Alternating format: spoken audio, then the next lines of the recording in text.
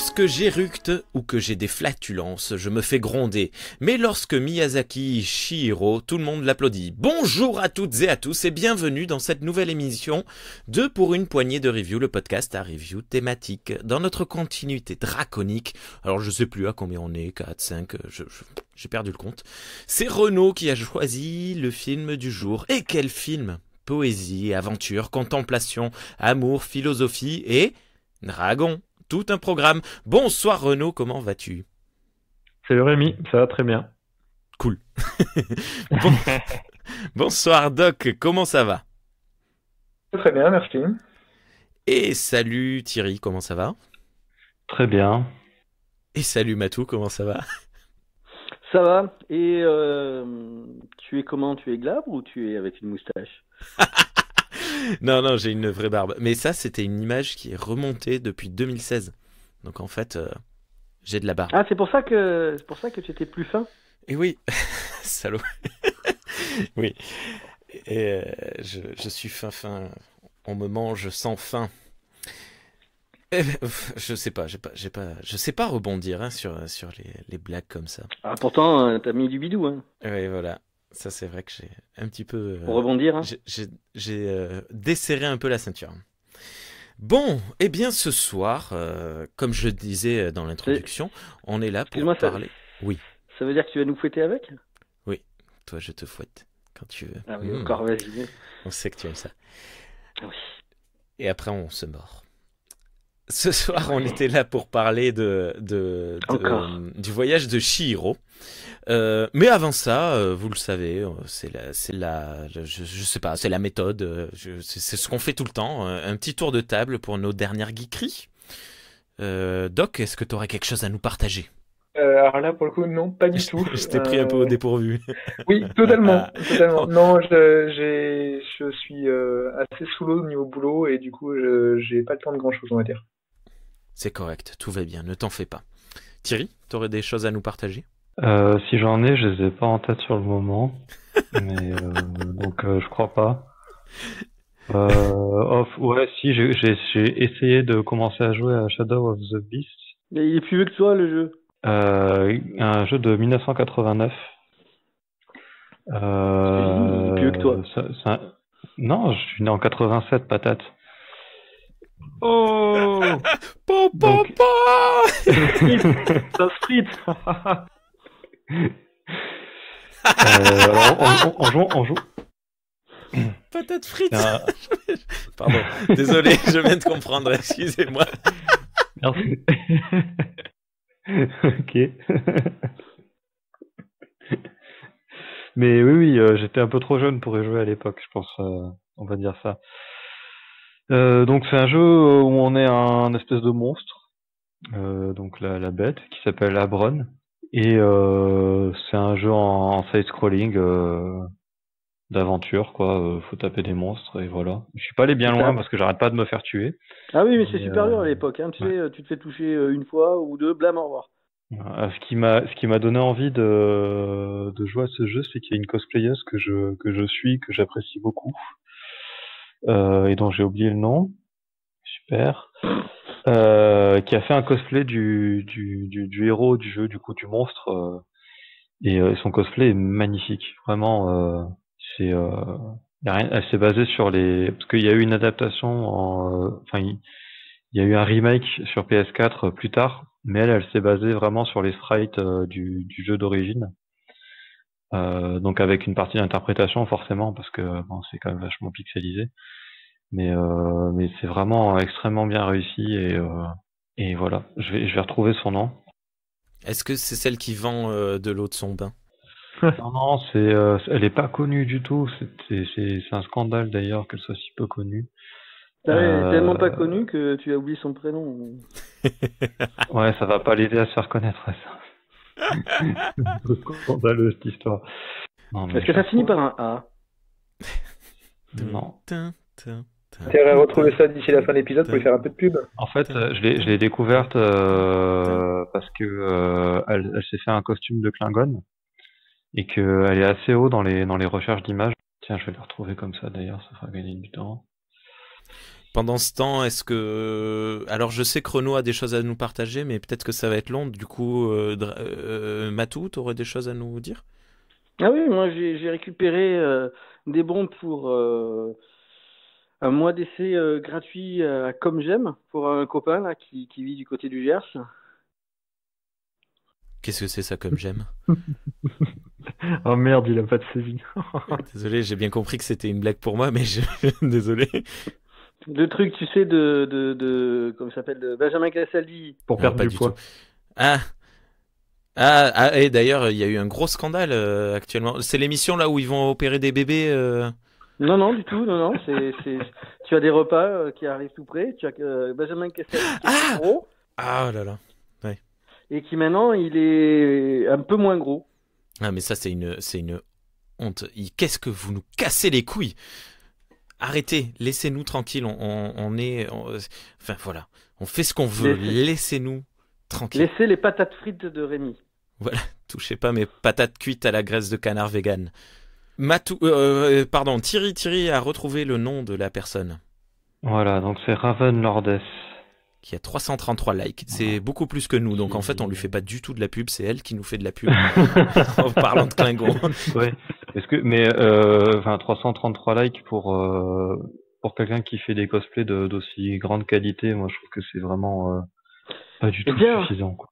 Nous verrons l'influence de Star Trek pour les nuls et pour une poignée de reviews, parce que nous en parlerons à chaque émission et nous verrons si nous arrivons à faire monter son nombre de likes.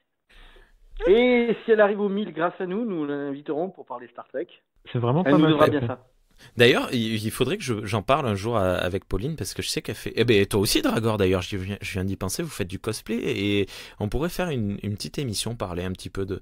Je sais pas comment ça se compose, sur quelle base vous vous posez pour avoir des idées, des patrons, tout ça. Faudrait à creuser. Comment? Matière. Il y a énormément de boulot en cosplay. Enfin, moi, je connais pas la version cosplay, mais la version grandeur nature. Et je fais un boulot de dingue. C'est un boulot de dingue. Ouais. Et encore plus en cosplay, vu que tu dois ressembler vraiment à quelque chose finalement, c'est vraiment un taf de plusieurs mois au sens propre, quoi. Mais Rémi, avec ses bacchantes et son petit bidou, il fait de plus en plus un cosplay d'Obélix. Hein. Non, je faisais le cosplay de... comment il s'appelle le mec dans Walking Dead là, qui casse des gueules? Daryl. Non. Non, Daryl, il a pas de barbe. C'est pas Negan? Non, Negan. Non, un mec qui était cool, qui protégeait l'espèce de scientifique avec le mulet, l'espèce de redneck de ouf. Oui, là, qui était roux. Non, il était roux. Oui. C'est Abraham. Ouais, c'était un cosplay de Abraham avec mes bacchantes. Bref, je sais plus à qui j'en étais. Renaud, sauf si Matou a de véritables choses à nous partager. Tu sais, le mois d'octobre, c'est la saison des trailers. Ah oui, c'est vrai. Donc, Picard, Discovery, Star Wars. Je n'en ai regardé aucun. Donc, The Expanse 18/20, Discovery 9/20, Picard 4/20 et Star Wars 0/20. Voilà, c'est mon top. Moi, j'ai juste vu quelques images de Picard. Franchement, ça me donne pas du tout envie. J'ai pas vu le trailer, mais j'ai vu des captures d'écran où on voit Riker et Troy et tout le monde se fait des câlins et tout le monde est souriant et tout. Putain, mais dis-toi que les images arrêtées, c'est à peu près que Patrick Stewart a à peu près autant de mobilité. Oui, non, mais ça, on verra. Le pauvre. Et d'ailleurs, j'y pense, mais apparemment, les short treks sont disponibles depuis peu. Oui. Tu les as regardés, Matou? Comment dire? Je préfère encore faire une semaine de comme j'aime. Ah oui, d'accord. Non, mais je sais pas, les short treks jusqu'à présent m'ont rarement déçu. Je les avais trouvés cool. Là, j'ai pas regardé encore. Je prendrai le temps, je pense. On verra. Bien. Renaud, tu nous fais ton petit partage, ta petite geekerie du moment? Pas tant geekerie, mais un bouquin que j'ai terminé il y a pas très longtemps. Le pont de la rivière Quay de Pierre Boulle. Oh. Ouais, je sais que tu aimes beaucoup Pierre Boulle, notamment pour La planète des singes. C'est un bouquin dont j'avais entendu parler au départ par rapport au film. Et donc j'ai découvert voilà, plutôt le roman avant le film. Là, je vais me lancer dans plutôt, on va dire, son œuvre cinématographique dans pas très longtemps. Et le roman est super. Ça traite du jusqu'où peuvent aller les hommes, parce qu'il n'y a pas de personnage féminin dans le roman, jusqu'où sont prêts à aller des hommes par rapport à un idéal, par rapport à une vision qu'ils peuvent avoir. Et c'est super intéressant. En gros, ça parle de Britanniques, si je me souviens bien, qui en fait sont faits prisonniers et qui vont devoir en fait construire un pont qui va servir en gros à une guerre, et le sergent britannique qui est chargé en fait de construire ce pont, lui ne cherche pas à essayer de tout faire saboter, mais vraiment pour montrer cette vision des Anglais très fiers, très forts, en fait, va faire au mieux pour construire au plus vite ce pont. Tandis qu'un autre petit groupe va essayer de le faire saboter. Et ça raconte en fait ce parallèle-là. Et il est super. Franchement, c'est un super bouquin. Et XP rappelle, voilà, XP sur le chat rappelle à quel point le film est fabuleux et que c'est un chef d'œuvre. Avec une adaptation, parce que tu as un personnage américain, c'est une adaptation avec des capitaux américains, donc il fallait absolument qu'il y ait un personnage américain, donc ils ont adapté un peu tout ça. Voilà. Plus le fait que derrière il y avait des mecs qui étaient blacklistés au niveau des scénaristes et tout, enfin bref. Et bien entendu, pour tous ceux qui ne découvraient, inutile de te dire qu'un pont construit par Obi-Wan Kenobi, c'est du bon. Ah ben oui, c'est fou ça. Ça doit faire 15 ans que je n'ai pas revu ce film, mais je crois que j'ai encore l'air qui siffle en tête. C'est l'arrivée des soldats prisonniers britanniques en guenilles, mais avec Non, ça c'est autre chose. Ah merde, pardon. Ça c'est dans le Gers. C'est la lutte. Pardon, désolé. Ok. Mais bon, il faut voir l'arrivée, parce que l'arrivée c'est symptomatique, surtout qu'à l'époque il n'y avait pas de numérique ou quoi que ce soit, donc ça sent. Et le film a été remasterisé en 4K avec une très très belle remasterisation qui te fait vraiment sentir l'âpreté du film. Voilà. Renaud, sinon, d'autres choses? Il est âpre ou il est acre? Désolé, je balance tant que je les ai. Ah oui.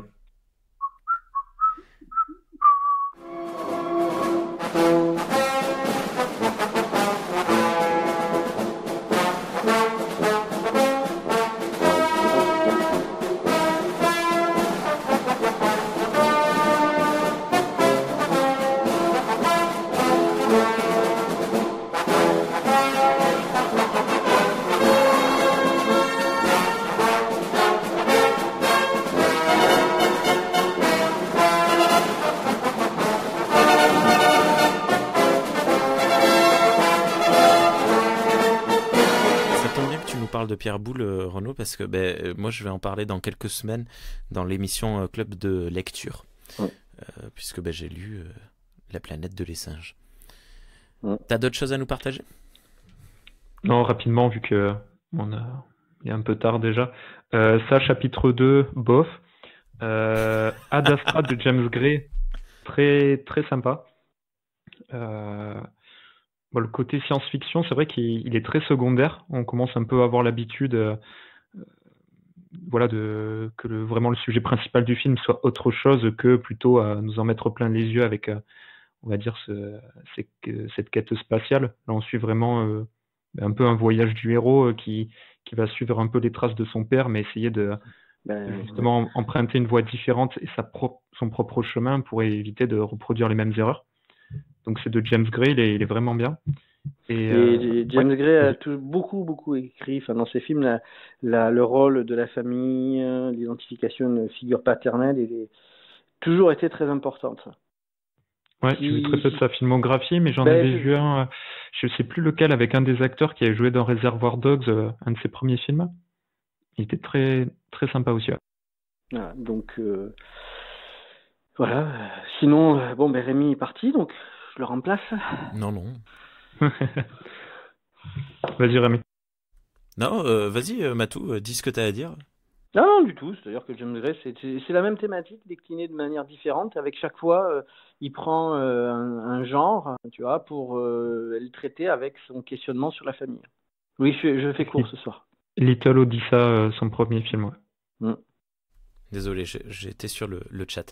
Mais pour ma part, j'ai fini la série La planète des singes, qui était super cool. Alors si vous suivez, si vous suivez les réseaux sociaux, j'ai publié à chaque épisode une petite review. Et normalement, au moment où vous écoutez cette émission, en différé, il y a eu un petit hors-série qui est sorti, que je n'ai pas encore enregistré, mais que je vais bientôt enregistrer, où je parle de la série en entière, très rapidement et succinctement, pour en dire tout le bien que j'en pense. Est-ce que vous avez d'autres choses, tous les quatre à nous partager? Doc, c'est bon pour toi? Tu n'as pas rien n'est revenu? Non, rien du tout. Ok. Eh bien, écoutez, je vous propose qu'on commence à parler du voyage de Chihiro. Et Renaud, c'est à toi que je laisse la parole. Merci. Le voyage de Chihiro, écrit et réalisé par Hayao Miyazaki, sorti en 2001, nous présente donc le personnage de Chihiro, petite fille de 10 ans qui est en plein déménagement avec ses parents. Il déménage à la campagne dans une belle petite maison, dans un petit village très mignon. Et quasiment arrivé en fait à leur nouvelle maison, son père qui conduit la voiture décide en fait de prendre un petit chemin perdu dans une sorte de forêt. Ils vont tomber en fait sur une sorte d'impasse où va se présenter en fait devant eux un tunnel qu'ils ne peuvent prendre qu'à pied. Ils vont alors décider en fait de s'y rendre, malgré le fait que Chihiro soit assez effrayé et apeuré. Et en fait, derrière au fond, on va dire plutôt de ce tunnel, se trouve une sorte de prairie, de champ, où on constate en fait les vestiges d'un ancien parc qui a été laissé à l'abandon. Les parents décident de se balader un peu, notamment le père en fait, qui va être attiré par l'odeur d'une nourriture. Ils vont donc se rendre dans une sorte de petit lieu où il y a des stands un peu restaurants, style un peu tapas chez nous, voilà, où va se présenter en fait devant eux des mets succulents en quantité énorme. Et les parents en fait vont décider de commencer à manger, malgré le fait que Chihiro soit toujours inquiète, on ne sait pourquoi, et elle ne va pas décider en fait de manger. Elle va en fait se balader en fait dans ce quartier, où elle va tomber en fait sur un garçon qui s'appelle Aku, qui va un peu la chasser, lui dire qu'elle n'a rien à faire ici. Chihiro va ensuite essayer de retrouver ses parents parce qu'elle a l'air de voir des sortes d'ombres en fait, de fantômes. Et en essayant de retrouver ses parents, elle va se rendre compte qu'ils continuent de manger. Et en fait, ils se sont transformés en fait en porcs. Et là, elle va décider en fait de s'enfuir, ne sachant pas en fait ce qui se passe concrètement. Elle va être sauvée par ce même personnage mystérieux, Aku, qui va lui dire qu'en fait, elle est un peu traquée par une sorte de sorcière qui s'appelle Yubaba, et que l'idée en fait, là, ça va être qu'elle se cache parce qu'elle n'a rien à faire ici en tant qu'humaine. Il lui conseille donc en fait de retrouver un personnage qui s'appelle Kamaji, qui va en fait l'aider à trouver un travail pour en fait pouvoir rester dans ce lieu un peu mystique, fantastique. On ne sait pas encore trop de quoi il s'agit. En retrouvant ce personnage Kamaji, une sorte d'humain un peu araignée, il va en fait la faire présenter à une femme qui s'appelle Rin, en tout cas une adolescente, qui va en fait lui permettre d'entrer dans un lieu où se situent plein de bains en fait, qui n'est autre en fait que le palais des bains où se reposent en fait les dieux fatigués par tout le travail qu'ils ont à faire. Donc là, Chihiro va se présenter à la sorcière Yubaba, qui va en fait accepter sa présence ici et la faire travailler en échange de son prénom. Donc durant ce travail, voilà, elle va essayer son objectif en fait concrètement, ça va être d'être acceptée dans ce lieu pour trouver plus tard en fait un moyen de de quitter cet endroit avec ses parents en espérant qu'ils retrouvent bien entendu leur forme humaine. Elle va tomber sur de nombreux personnages, notamment un personnage qui s'appelle le sans visage, qu'elle va réussir à faire rentrer par une porte dans ses bains et qui, pour la remercier, en fait, va lui donner des sortes de passes pour les bains, justement. Ce qui va aider très fortement Chihiro, puisqu'il y a une sorte de dieu, ou on ne sait pas trop quoi, qu'ils appellent le putride, en fait, qui va vouloir, en fait, utiliser un des bains. C'est que grâce à ces passes que lui a donné le sans-visage que Chihiro va pouvoir réussir, en fait, ce travail-là. Et elle va se rendre compte qu'en fait, le putride a quelque chose de coincé en lui. Et Chihiro va réussir à l'enlever de ce personnage. En fait, c'est un dieu de la rivière qui en fait était bloqué par toute la pollution, on pense engendrée en fait par l'humanité. Et le fait que Chihiro enlève cette pollution en lui va lui permettre de revivre et de partir de ce lieu nettoyé. Entre-temps, juste après, le sans-visage, lui, va errer dans ce lieu et va, appâter certains personnages, en gros, par le gain, par l'argent, et les manger, tout simplement. Tandis qu'en même temps, Chihiro, elle, va découvrir que le personnage qu'il a sauvé au départ, Aku, n'est autre qu'un dieu, qui va être en fait blessé parce qu'il a été attaqué par la sœur de la sorcière Yubaba. Par rapport à un des cadeaux que lui a donné le dieu de la rivière précédemment, elle va réussir à sauver Aku, et va décider en fait d'aller chercher la sœur de la sorcière Zeniba pour essayer de trouver un moyen de sauver Aku parce qu'il est très fortement blessé. Entre-temps, le sans-visage, lui, va continuer à bouffer des personnes, à les appâter avec de l'or, et on se rend compte qu'il cherche concrètement en fait à sauver, qu'il va chercher en fait à chercher Chihiro, on ne sait pas pourquoi, et à l'appâter elle aussi avec de l'argent, mais elle va refuser. Ce qui va pousser en fait le personnage du sans-visage dans une colère monstrueuse, et il va décider en fait de la traquer, et il y a une course-poursuite qui va se lancer où justement Chihiro essaie de quitter en fait le lieu pour rechercher cette sorcière aussi. Il y a pas mal de détails, hein, c'est un peu compliqué à expliquer en tout cas. Ah, mais ça, c'est une histoire assez complexe, en effet. Vas-y, continue, pardon. Voilà, pour terminer, en fait, Chihiro va quitter le lieu en prenant un train et va être suivi par le sans-visage qu'elle a réussi d'une certaine manière à calmer. Et en retrouvant la sorcière, voilà, elle va se rendre compte qu'en fait, la sorcière avait... la sœur de la sorcière plutôt gentille, on va dire, lui indique que la méchante sorcière avait mis une sorte de talisman à l'intérieur de Aku pour le pousser en fait à ses ordres. Parce que lui, en fait, avait un rêve de devenir sorcier, et la sorcière, avec ce talisman, en fait, le contrôlait. Et du fait que Chihiro ait réussi à sauver Aku, en fait, et à lui faire enlever ce talisman-là, lui est libéré et peut désormais vivre en fait normalement. On se rend compte d'ailleurs que Aku, en fait, bien loin, bien avant cette histoire-là du voyage de Chihiro, avait sauvé d'ailleurs Chihiro d'une noyade. Et en fait, quand tout ça commence à s'éclaircir, en fait, et que Chihiro retourne dans le village des dieux, en tout cas là où il y a les bains pour les dieux, après une sorte de, on va dire, d'énigme posée par la sorcière où elle la pousse en fait à retrouver ses parents parmi un tas de porcs, Chihiro va réussir à savoir qu'en fait c'est un piège de la sorcière et va pouvoir retrouver ses parents pour quitter cet endroit où il semble qu'elle ait, on va dire, gardé des souvenirs, mais pas ses parents. C'est très compliqué à expliquer. C'est pas facile à résumer, ouais. Mais il est très entremêlé, entrelacé. Il y a plein de choses qui se passent à l'écran et hors de l'écran, et du coup, c'est compliqué. Merci beaucoup pour ce résumé, c'était très bien. Bravo. On peut l'applaudir. Merci, c'est énorme, merci. Voilà. Mais pas trop. Je sais pas, Matou. Qu'est-ce que tu as pensé? Pourquoi moi? Je suis puni ou quoi? Oui. Tu t'aurais préféré un coup de ceinture? Ouais. Ok. Alors, Thierry?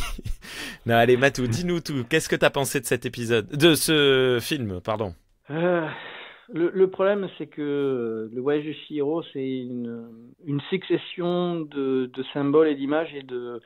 Je pense que il y a beaucoup d'éléments japonais, très japonais à l'intérieur, donc c'est dur de tout embrasser, de tout comprendre.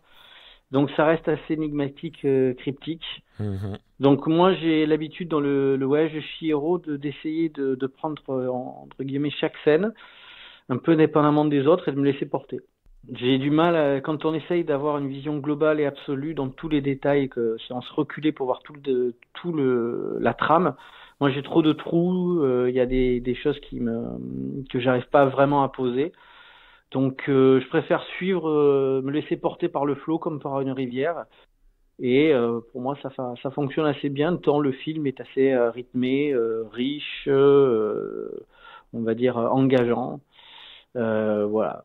C'est pas mon Miyazaki que j'aime parce que justement, que je préfère parce que je trouve justement que l'axe narratif est assez embrouillé. L'axe symbolique étant beaucoup trop important, l'un a tendance à manger l'autre. Tiens, je vais vous la poser à chacun votre tour, cette question. Après m'avoir dit ce que vous pensez de ce film, j'aimerais que vous me disiez quel est votre Miyazaki préféré. Matou, c'est quoi ton favori? J'ai pas révisé là, mais je crois. Désolé. J'ai pas les termes, tu vois, exacts, mais c'est celui je crois que c'est Laputa, Château dans le ciel, quelque chose comme ça. Le Château dans le ciel. Ouais, très beau. Voilà. Ok. Mon avis rejoint assez le tien, c'est-à-dire que tout le packaging est magnifique dans ce film. Tout, voilà, on se laisse emporter et tout. Mais c'est vrai que tout le long du film, en fait, c'est ce que disent mes notes. Hein, j'ai l'impression qu'il y a un message, mais je n'arrive pas à le saisir. Thierry, qu'est-ce que tu as pensé de le voyage de Chihiro? Merde, j'ai voulu faire une blague. Pardon, vas-y Thierry. C'est un film que j'aime bien, il est marrant à regarder. Je sais pas tellement quoi dire de plus. J'aime bien le côté foisonnant du film. Ce que vous lui reprochez, en fait, moi je l'aime bien, en fait, ce côté qui part un peu dans tous les sens, qui soit difficile à analyser pour les fans de symbolique, ça me plaît encore plus. Et puis voilà. Après, alors l'histoire globale du film, je sais pas si j'en parle maintenant. Si, oui, je vais en parler maintenant en tant qu'ailleurs. Si, vas-y. L'histoire globale du film, elle me fait énormément penser à la légende d'Urashima Taro, qui est l'histoire d'un homme qui sauve une tortue et qui, en récompense, est amené dans le palais du dragon, le Ryōgyū-jo, où il va rester. Donc c'est le palais du dieu dragon de l'océan, qui est sous la mer. Et il va y rester 100 ans à vivre des plaisirs de ce palais, avoir, je sais plus si c'est une histoire d'amour ou d'amitié avec Otorime, la fille du dieu dragon. Et au bout de 100 ans, il va décider qu'il veut quand même rentrer chez lui. Et Otorime va lui donner une boîte qui s'appelle le Tamatebako. Et il va repartir et il va s'apercevoir que le temps s'est écoulé. En fait, il s'est pas rendu compte qu'il était resté là pendant 100 ans, en fait. Donc, pour lui, il était resté qu'un temps assez court, quelques jours. Et donc, quand il revient, le monde a changé, tout est différent, tous les gens qu'il a connus sont morts. Donc, il va errer un petit peu, puis un jour, il va ouvrir la boîte, et en fait, la boîte contient sa vieillesse. Et le temps va le rattraper, il va vieillir en accéléré et mourir. Donc, c'est une légende qu'on retrouve, cette idée de partir dans un autre monde pendant un certain temps et d'en revenir et que le temps se soit énormément écoulé et que la vieillesse se rattrape. C'est un motif qu'on retrouve aussi dans les légendes celtiques. J'ai oublié le nom, mais c'est pareil, il y a des personnages qui se retrouvent dans ces cas-là. Et donc dans le voyage de Chihiro, il y a le palais, bon c'est plus un onsen qu'autre chose, mais il y a le palais. Il y a le dieu dragon, il y en a même plusieurs. Et à la fin du film, quand ils ressortent, il y a plein de poussière dans la voiture, il y a plein de feuilles des arbres qui ont recouvert la voiture. Donc le temps s'est écoulé beaucoup plus que ce qu'on aurait cru en voyant le film. Et donc il y a cette idée qui est là, qui est très présente en tout cas. D'accord, c'est vrai que c'est assez intéressant ce que tu viens de nous dire là. Et tu aimes particulièrement ce Miyazaki ou tu en préfères d'autres? J'en ai aucune idée. Je suis pas, je sais pas, j'ai vu pas mal de films de Miyazaki que j'ai appréciés, mais je dirais que je suis pas assez fan de Miyazaki pour avoir vraiment un avis sur les films les meilleurs ou les moins bons. D'accord. Oh, Voilà. j'ai pas dit, on dit pas les meilleurs ou les moins bons, hein, mais vraiment nos favoris. Oui, non, Ce- mais même, enfin oui, pour en avoir un favori, quoi. Je suis pas Ok. assez, j'en ai pas assez vu plusieurs fois. Enfin, tu vois ce que je veux dire. Mhm. Ça marche. On reviendra sur cette histoire de notion du temps passé quand on reviendra vraiment en profondeur dans l'histoire, parce que moi aussi j'ai des choses à dire là-dessus. Doc, qu'est-ce que tu penses de ce film? Et ben, un peu comme tout le monde, en fait, je trouve que c'est un des films les moins abordables de Ghibli de Miyazaki, parce qu'il y a énormément de références sur lesquelles il faut une énorme culture japonaise qu'on a. Enfin, moi, en tout cas, je l'ai pas, c'est clair, pas à ce point-là. Et du coup, je pense qu'il y a beaucoup de choses auxquelles on passe à côté, et je rejoins Matou dans le sens où sur ce film-là, en tout cas, j'ai tendance à me laisser un peu porter et suivre l'histoire et tout ça. Mais je suis un peu moins à l'aise dessus dans le sens où je trouve qu'il y a quand même une ambiance assez pesante. Et du coup, se laisser porter, c'est quand même pas quelque chose de spécialement agréable en fin de compte sur celui-là. C'est vrai qu'il le... Ben, en fait, ce qui se passe au début nous semble à nous tellement grave que c'est dur de se laisser entraîner à la légèreté, alors qu'il y a des moments qui sont assez drôles quand même. Et c'est vrai que il y a une espèce de lourdeur, de pas lourdeur, mais il y a ouais, il y a une espèce de poids tout le long du film assez assez présent. Ça, Ouais. je, Entre ça, je pense entre que les c'est, parents, entre Oui, vas-y, Doc. les images de comment ça a été dit tout à l'heure, de tous les choses négatives en fait liées aux déités qui sont dans ce lieu, de la pollution, Hmm. la persécution du personnage qui aide Chihiro au début, le côté un peu quand même malsain de la sorcière principale. Il y a quand même beaucoup de choses qui font que c'est vraiment pas quelque chose. Je savais pas jusqu'à dire que c'est malaisant, mais ça peut en ne pas en être en tout cas. Hmm. C'est vrai. Renaud, excuse-moi, je t'ai coupé, tu disais. Non, du tout. Mais après, bon, c'est l'idée un peu des animés, on va dire japonais ou ces films d'animation, c'est par rapport à notre culture, on va dire un peu occidentale. L'animé japonais, vont plus mélanger le style conte et se rapprocher aussi plus du fantastique et de l'horreur. Ils vont réussir à jongler pas mal dessus. C'est ce qui peut, je pense, nous sembler pas évident. Enfin, moi, je me dis, j'aurais vu ça par rapport à, je sais pas, Le Roi Lion et Voyage de Chihiro gamin, mais il y a des images qui m'auraient impacté de fou, quoi. Le Sans visage, par exemple, qui devient une sorte de monstre gluton qui bouffe tout. Mais c'est ce mélange-là. Je pense que c'est plus le style animation japonais qui a plus l'habitude de jongler avec les différents genres, les différents styles de cinéma. Ah, mais on n'est pas habitué à ça de la part de Ghibli en fait. Oui, Hmm. alors Je peut-être, sais pas. tu vois, moi, alors j'ai vu que Princesse Mononoke, mais il y a un petit moment. Et c'est vrai que c'est pour ça aussi que j'ai choisi Miyazaki, parce que voilà, quand tu t'intéresses au cinéma, c'est des classiques et j'avais pas pris le temps de les regarder. Donc je peux pas trop, ouais, tu vas faire de comparatifs.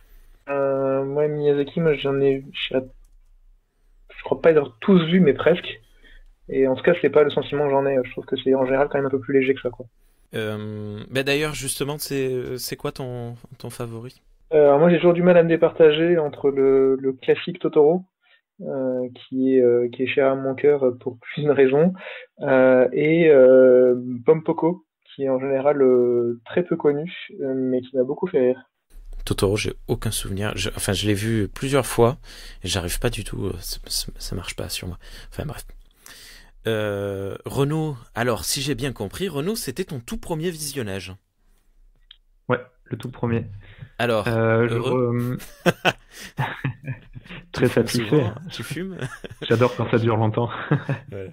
Ah oui, là en plus c'est long. Non, ouais, enfin, 2 heures? ça Je passe sais vite. plus. 2 heures qui passent vite. Je rejoins Dragor. C'est vrai que par rapport à ce que pouvait dire par exemple Matou ou même toi, c'est tout ce côté un peu énigmatique, essayer d'aller essayer de chercher ce dont ça veut parler, essayer de comprendre un peu plus. Et ça, c'est quelque chose qui m'a beaucoup intéressé. Donc, j'ai vraiment vu le premier visionnage en tant que spectateur. Et après, j'ai essayé de comprendre en fait ce que j'ai regardé. Parce que ce qui m'a parlé, en fait, bon, déjà, c'est dans le titre, Le Voyage de Chihiro. Après, le titre japonais a plus une autre signification, mais en tout cas, le voyage de Chihiro, je l'ai vu comme un voyage initiatique, en fait. On a Chihiro qui a une nouvelle vie qui va commencer, qui est inquiète, qui ne sait pas où elle va. Elle va à l'aveugle, en fait. C'est, par exemple, quand elle va dans ce tunnel, en fait, elle se rend à l'aveugle vers le chemin qui est face à elle. Et dès le deuxième jour, en fait, on va la voir, mais avec vraiment l'envie de retrouver ses parents.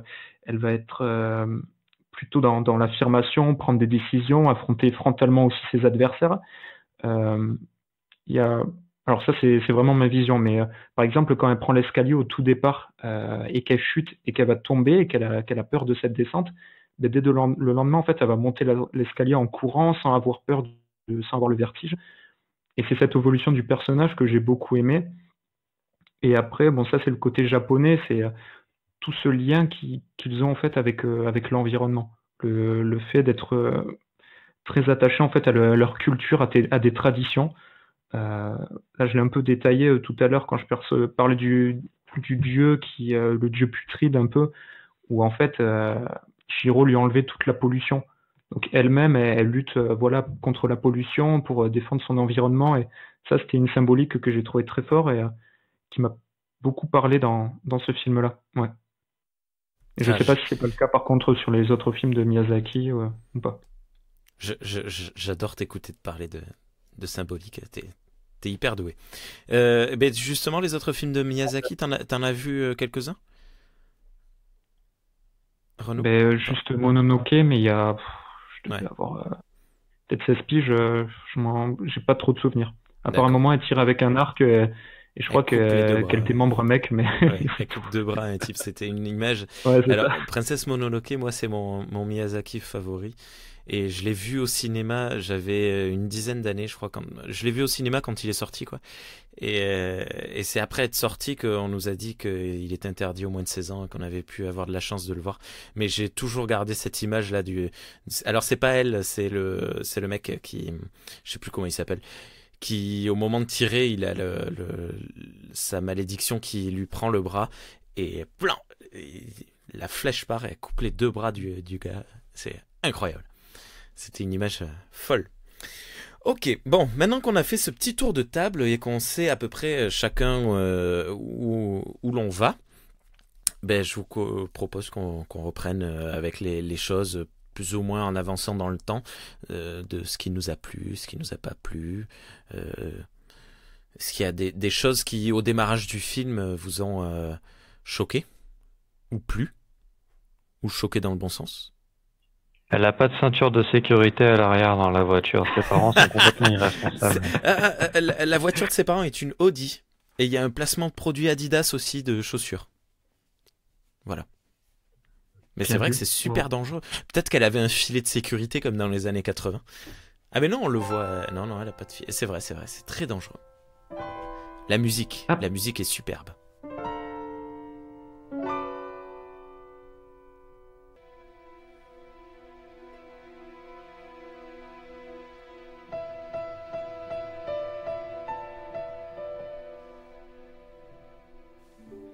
Ah aussi le fait qu'en quelques secondes ça te plante le décor.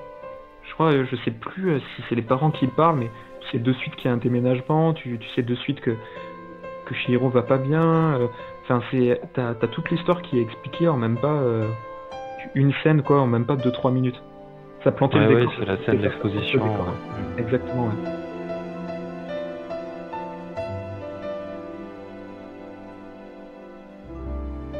Alors moi quand j'ai vu le film, alors ça faisait longtemps que j'avais pas revu Chihiro et je me souvenais plus du tout de la fin. Et je pensais qu'elle restait en fait dans le monde, qu'elle restait avec Yaru, je sais plus le nom du dragon. Et Aku, pardon. Et en fait, je pensais que l'histoire était une symbolique ils sont morts dans un accident de voiture tous les trois. Et qu'en fait Chihiro est dans l'au-delà et elle est devenue un esprit et en fait non, pas du tout. Mais bon, ça aurait été une histoire assez horrible mais belle. Moi, c'est le démarrage, en fait, quand ils se perdent et tout, quand on sait pas où ils sont, ils passent une porte pour aller dans un autre monde, dans un autre univers. Tout ça, moi, je me suis dit, ils sont morts, ils sont putain de morts.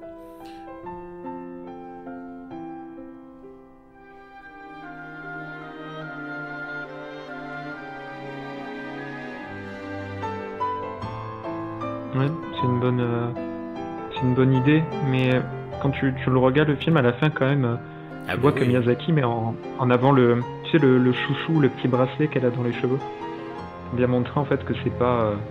C'était pas imaginaire. Plus le temps, comme tu disais Dragor tout à l'heure, le temps, enfin en tout cas les branches qui sont tombées, les feuilles sur la voiture qui montrent que peut-être le temps n'était pas le même ou quasiment le même, mais voilà, il n'y a pas eu d'arrêt ou quoi que ce soit. Ils ont vraiment vécu quelque chose. En tout cas, je pense qu'il faut surtout pas commettre l'erreur de calquer des symboliques occidentales sur le film. Ça, c'est sûr. Désolé. Mais tu peux, mais je veux dire, ça mène à rien. Désolé, j'irai me faire ses coups.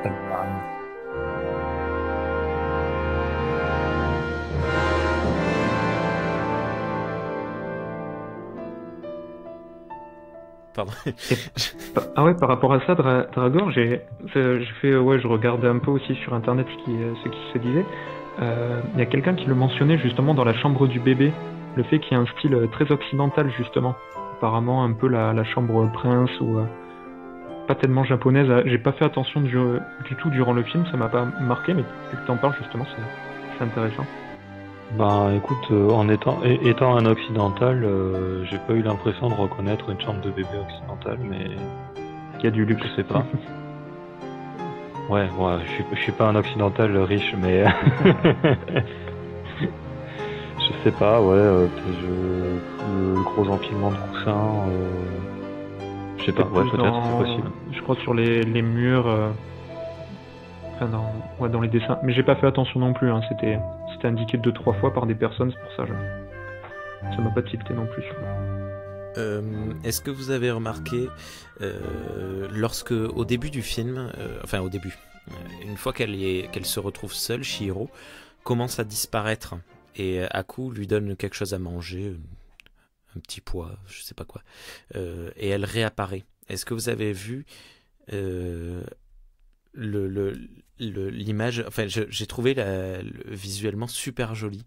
On voit sa main qui est toute transparente en train de disparaître, un peu comme dans Retour vers le futur d'ailleurs, et qui réapparaît tout doucement et en transparence on voyait, je sais plus, c'était l'épaule de Haku je crois, et j'ai trouvé l'image très, très jolie, et ça m'a fait remarquer qu'il y avait des changements de rythme dans le récit qui étaient hyper violent, c'est-à-dire d'un coup on accélère, ça part, et puis d'un coup, bam, on arrête. Ouais, et j'adore. C'est que ça, que des changements de rythme, et c'est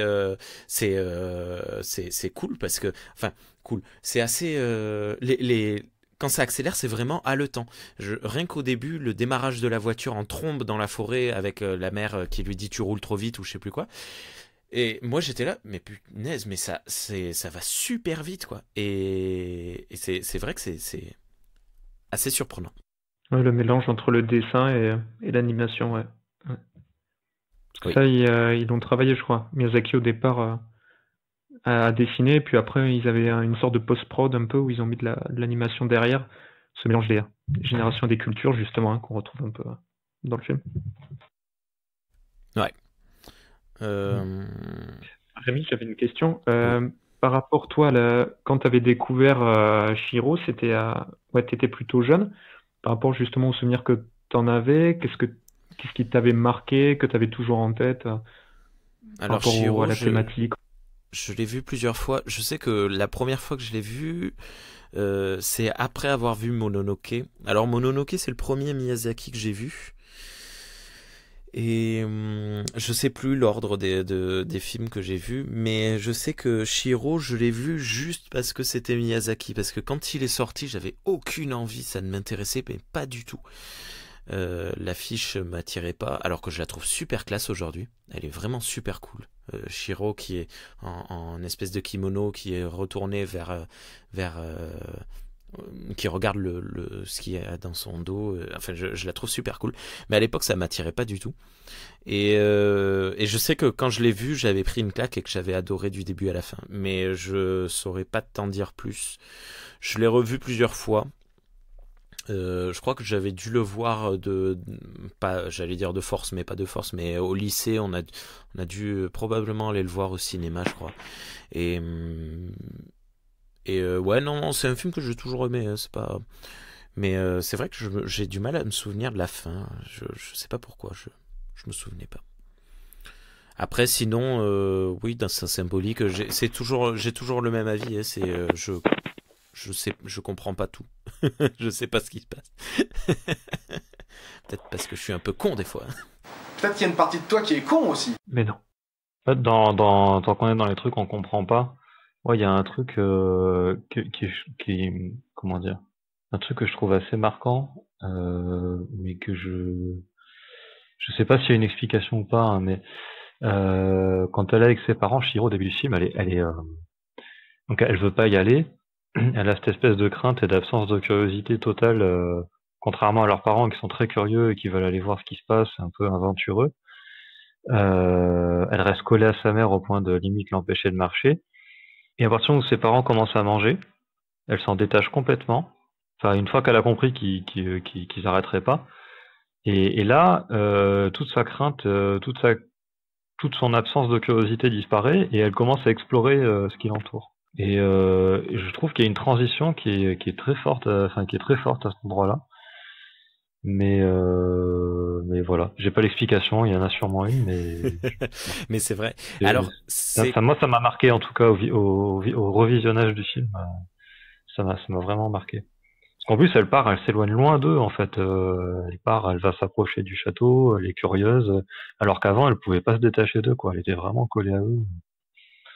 Voilà. C'est quelque chose de très vrai et j'ai l'impression que c'est quelque chose de très vrai dans tous les films de Miyazaki, que les personnages sont transformés du tout au tout. Dans Le Château ambulant, l'héroïne, elle veut seulement aller à son travail, faire son travail, rentrer chez elle et repartir le lendemain à son travail, faire son travail. Et puis à la fin du film, c'est une espèce de, pas d'aventurière, mais elle veut faire le tour du monde, elle veut voyager, elle veut visiter tout. Et c'est vrai qu'il y a vraiment cette recherche de le plus, ou peut-être pas le plus, mais il y a ce truc de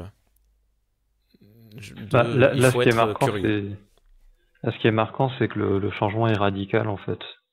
Oui. Tu vois, c'est du tout au tout, d'une seconde à l'autre dans le film, quoi. C'est ça qui, enfin voilà. Mais bon, de toute façon, on n'aura pas la solution ce soir, à mon avis. C'est peut-être ses parents qui la freinent, vu qu'elle est inquiète, elle se tient à la main de sa mère, c'est parce que justement ses parents prennent peut-être les décisions en fait, et elle est obligée d'être suiveuse plutôt que meneur. Et après, quand ses parents mangent, peut-être que là elle se refuse à ça et qu'elle décide de prendre les choses en main pour elle. C'est pour ça peut-être que là d'un coup elle devient épanouie, elle commence à comprendre, si je commence à faire mes choix et tout ça. Là, je me sens libéré. Peut-être comme les enfants, peut-être Rémi, tu peux nous dire, mais souvent, oui, quand tu vas quelque part dans un endroit inconnu, les enfants, ils ont l'habitude de se tenir proche des parents parce qu'ils ont un peu peur de ça. Et après, quelques minutes après, quand ils sont familiarisés ou ils se sentent un peu mieux, ils sont libérés et se détachent. Je sais pas, les miens, je les enferme toujours dans une pièce et quand je vais quelque part, ils restent à la maison. Matou, dis-moi si tu le fantôme noir là, le sans visage, il a l'air drôlement con, non? Bah, c'est toujours pareil. Hein. Il est très dur de donner une interprétation ou un jugement sur ces personnages, tant la symbolique l'emporte. Tu vois, c'est-à-dire que tu pourrais trouver stupide, mais est-ce que c'est voulu? Est-ce que c'est pour montrer quelque chose? C'est difficile à savoir. Moi, je suis là-dessus. Encore une fois, je me suis resté je suis les personnages, j'essaie de ne pas juger, j'essaie de Au contraire, de réceptionner au maximum sur les sensations que ça peut donner pour essayer de voir si j'arrive à trouver une intention de l'auteur. T'as très peu dans le film de personnages vraiment méchants. T'as pas de stéréotypes Non. en fait. Tout le monde est un peu gris en fait, mais il n'y a pas le côté le yin le yang quoi. Et surtout la sorcière, qui est très très très nuancée. La première sorcière, et la deuxième aussi d'ailleurs, mais la première sorcière est très très nuancée. On se dit, c'est la grande méchante, et en fait, ah mais en fait si, ah mais en fait non, ça va, ça vient, c'est vraiment, oui comme tu dis, gris. Juste parce que la note m'a fait rigoler. Le fantôme là, le sans visage, moi il me fait beaucoup penser à Dark Nihilus, le méchant dans Night of the Old Republic 2, The Sith Lords. Bref, désolé. Googlez-le. Tu l'appelles comment? Dark Nihilus. Je vais regarder ça. Mais tu vois, l'un des éléments, c'est de voir les. Tu peux pas prendre un personnage, tu peux pas prendre un élément du film, indépendamment du contexte des autres. Tu as toujours un contraste qui va être créé. C'est-à-dire, aucune pièce n'est totalement, on va dire, singulière. Tu prends par exemple le putride. Il y a un contraste absolu avec ce qui est en fait réellement et qui sera libéré. C'est assez puissant dans la manière dont tu as un état et en fait c'est la même personne, c'est le même. On a bien expliqué quelle était la symbolique et de ce qu'il était, mais tu te dis mais on passe de quelque chose à tout son opposé et en quelques instants et tout, ce qui fait que quand tu revois le film, tu revois le putride, mais tu sais que c'est pas ça, enfin qu'il y a quelque chose, ça te change complètement la vision que tu en as. Et c'est pareil pour la sorcière, c'est pareil pour beaucoup de choses. Les contrastes sont très appuyés, encore une fois, les contrastes de l'un à l'autre, des évolutions de l'un par rapport au début, au milieu, à la fin, etc. Donc c'est très difficile de prendre un bout, tu vois, de l'isoler par rapport au reste, à part des ressemblances, comme tu dis, avec d'autres œuvres. Mais moi, j'ai beaucoup de mal, même les parents, ce qui leur advient et tout. Une fois qu'ils commencent à manger, je trouve qu'ils perdent leur fonction de parents. Enfin, tu sais, ils sont plus qu'un objet de quête. Tu vois, la scène d'exposition est très bien faite parce qu'elle est incarnée dans le monde réel. Et après, une fois que tu commences à arriver dans ce monde mystique, tous les repères sont changeants. Tous les repères sont à comprendre en fonction des autres. Donc pour ça que, tu vois, j'essaye pas de juger telle ou telle chose, parce que je pense que c'est se couper d'énormément de la richesse du film ou des intentions de l'auteur. Parce que tu as peut-être, quand tu dis qu'ils perdent leur fonction de parents où ils commencent à manger, ça peut expliquer la question que je me posais sur le changement d'attitude de Chihiro. S'ils sont déjà plus ses parents à ce moment-là, elle n'a plus de raison de rester à côté d'eux pour se rassurer, donc elle part explorer, ça a du sens. Pour le sans-visage, pourquoi tu trouves qu'il est un peu con, Rémi? Non, mais c'était pour lancer Matou, parce que je sais qu'il aime bien ce genre de langage. Mais non, il est pas con. Il est très mignon, il est très touchant quand il est. D'accord. Le sans-visage au début. Désolé si j'ai choqué tous les sans-visages de la Terre, désolé. Non, au début, le sans-visage, ce qui m'intriguait, j'ai essayé de lui trouver une sorte de symbolique. Et au début, je le voyais comme une sorte de. Comment dire? Comme une sorte de représentation des 7 péchés capitaux. Mais en fait, bon, c'est pas du tout une représentation, mais vu qu'à un moment, il attire les personnes par rapport à tout ce qui est un peu argent, plutôt le côté, on va dire, matériel et tout ça. Je voyais comme une sorte de miroir des gens et tout ça. Bon, c'est pas tant le cas, mais c'est vrai qu'il est très... Voilà, par rapport à ce que tu dis, Mato, moi j'essaie de lui trouver une symbolique, mais c'est vrai que il en a pas en fait. C'est compliqué à trouver. Peut-être qu'il n'y en a pas, hein, c'est tout à fait possible, hein, parce que son histoire, elle se tient en elle-même en fait, sans passer par la symbolique. Il est rentré parce que Chihiro lui a permis de rentrer. s'il veut absolument donner des trucs à Chihiro, contrairement aux autres, c'est certainement parce qu'il est reconnaissant, lui reconnaissant de l'avoir fait rentrer. C'est offrir des trucs aux gens pour les bouffer, c'est sûrement juste sa manière de se nourrir, hein, ça, voilà. Il doit absorber peut-être justement il absorbe les gens, tu sais, il prend la voix de la grenouille. Ouais. Et donc en fait comme la grenouille voulait des trucs sans forcément rentrer dans la symbolique, du coup il veut beaucoup de choses aussi, comme la grenouille voulait beaucoup d'or, et donc il commence à bouffer de plus en plus de gens. Et s'il s'énerve contre Chihiro, c'est parce qu'il se sent trahi par elle, puisque elle lui lance une partie de la boule amère qui lui restait et qu'elle gardait pour ses parents.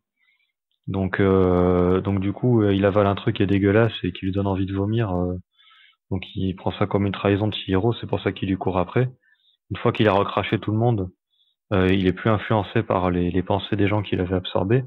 Donc il retrouve son stade basique où il était un peu timide et où il osait pas rentrer, faire des trucs. Donc quand Chihiro lui propose de le suivre, il la suit, et puis après il reste avec la jumelle de la sorcière. Voilà, son histoire se tient sans trop chercher plus loin en fait. Il cherche des amis. Parce qu'il est tout seul, le pauvre aussi.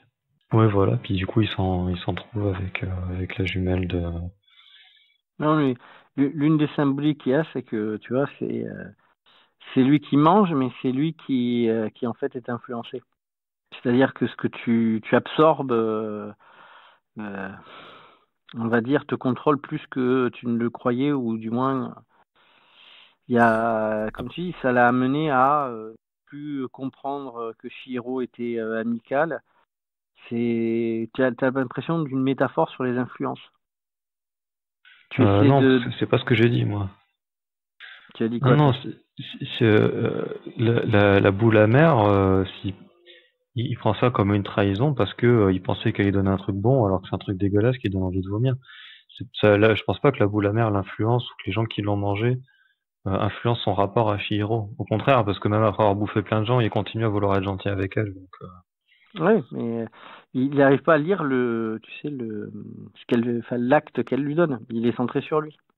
Ouais, mais je pense pas que ce soit lié aux gens qui les mangeaient avant. Tu vois, c'est parce que la boule au départ. Je vois plus ça comme un animal, si tu veux, que tu vas nourrir, et puis peut-être tout d'un coup tu vas l'empoisonner et il va pas comprendre ce qui se passe, quoi. Voilà. Parce que moi la question, c'est comment il aurait réagi si elle avait, avant que qu'il mange d'autres personnes, si elle lui donnait la boule amère. J'aurais vraiment voulu savoir comment il aurait réagi. J'avais pas de raison de le faire, donc. Non, mais je sais, mais c'est une question. Je me dis, est-ce qu'il y a dans l'enchaînement, tu sais, qu'elle n'arrive pas en premier, mais qu'elle arrive. Parce que c'est une rupture. Le moment où il est plus dans la même logique. C'est-à-dire, il y a un avant et un après cette boule amère. J'ai un doute, mais Chihiro, elle en mange pas à un moment? Si. Si, elle en mange un bout, mais elle le recrache, je crois, ou je sais plus. Enfin, ouais. Elle en mange un petit bout. En particulière. Elle est assise sur la terrasse avec son ami, et elles discutent toutes les deux, et on la voit croquer dedans, elle fait ah, et puis on la voit de dos faire une grimace, et je pense qu'elle recrache le bout. Elle le recrache ou pas. Enfin, tel que Chihiro en fait usage, d'ailleurs, sans savoir du tout à quoi ça sert, parce que bon, le dieu lui a laissé, mais elle sait pas du tout à quoi ça sert. Elle s'en sert comme un espèce de remède médicinal, quoi, un peu universel. Bon, au final, ça revient surtout à un vomitif, parce que dans les deux cas, que ce soit Haku ou le non mais c'est vrai, ou ça les fait vomir tous les deux. Bon, elle, ça la fait pas vomir, donc on peut en déduire que c'est un truc qui soigne, mais ou qu'elle soit humaine, ça a peut-être un impact différent. Ouais. D'ailleurs, elle est humaine, et beaucoup d'autres personnes sont humaines, ou du moins ont l'air humaines, et il y a que sur elle que ça choque apparemment. Mais bon, ça c'est un détail. Oui, ça c'est vrai, ouais. Un autre détail qui m'a turlupiné tout le long du film, alors j'ai regardé le film en français, j'ai eu l'impression tout le long du film que c'était Laurent Dutch qui faisait la voix de Yaku, et une fois que je me suis mis ça dans la tête, je suis resté bloqué là-dessus. C'est dommage, C'est Donald Renew. C'est marrant, hein, parce qu'il a une voix très très proche. C'est dommage que Charles soit pas là, parce qu'il est fou amoureux de Donald Renew, et il aurait kiffé. Tant pis pour lui. On peut reparler un petit peu du message écologique? Oui. Moi, j'ai pas grand-chose à dire dessus de plus que ça a déjà été dit. Mais... Non, mais c'était cool parce que, alors Miyazaki met toujours beaucoup de messages écologiques dans tous ses films, mais il faut bien avouer que chez nous, quand c'est arrivé, donc c'est quoi, c'est 2001 je crois, on en parlait très peu. On en parlait beaucoup moins qu'aujourd'hui, et je sais que ça faisait, ça avait beaucoup d'importance. Ça a beaucoup d'importance dans le film et dans ces films de manière générale. Et je trouve ça chouette parce que voilà, ça fait partie des choses qui nous ont influencés, nous, génération qui arrivons adultes alors qu'on a vu ces films enfants. Enfin, plus ou moins enfants, adolescents par là. Et je trouve ça chouette. Voilà. Ça, c'est très culture, je pense, oui, japonaise, ce lien avec l'environnement, comment dire, voilà, la nature qui t'entoure, quoi. La nature, exactement. C'est ça. C'est effectivement quelque chose qu'on retrouve dans presque tous les Miyazaki. Là, je parlais tout à l'heure de Pompoko, et c'est un peu pareil. On voit l'homme qui vient dénaturer la nature en posant une autoroute, je crois, quelque chose comme ça, et les tanuki se battent contre ça.